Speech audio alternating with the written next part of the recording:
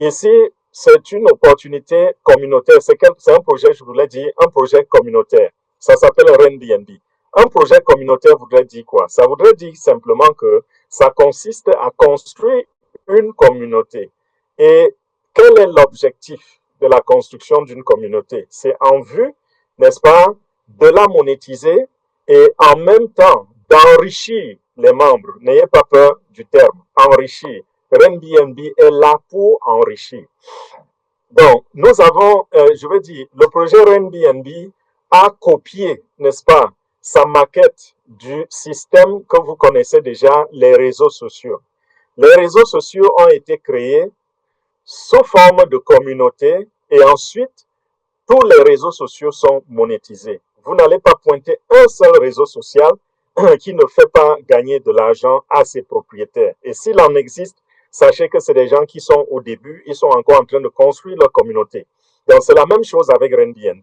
De même que vous avez vu des réseaux comme Facebook, Instagram, TikTok, LinkedIn, toutes ces grandes compagnies, de même que vous les avez vues naître, grandir et ensuite rentrer dans le marché et gagner de l'argent, c'est de la même façon que Airbnb va procéder. Sauf que Airbnb utilise une autre technologie qui n'est pas la même que dans les réseaux sociaux, parce que notre système est décentralisé. Donc la technologie derrière Airbnb, c'est quoi?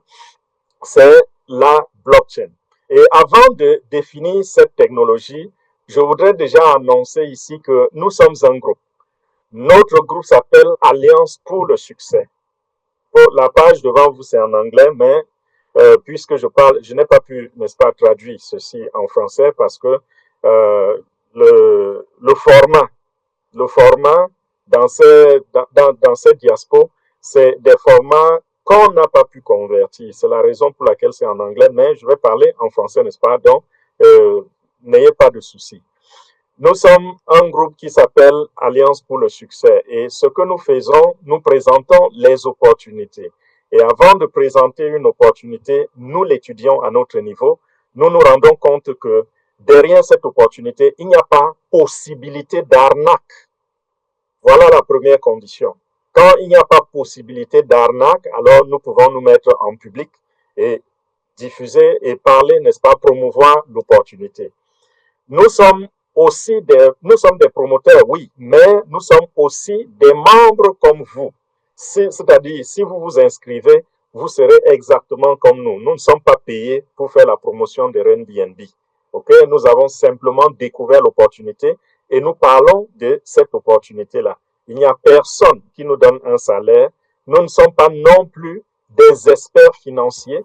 Nous ne sommes pas non plus des conseillers financiers. Ce que nous faisons, n'est-ce pas, nous analysons et quand, à la fin, nous vous présentons l'opportunité, c'est afin que vous ayez toutes les informations nécessaires pour prendre votre décision.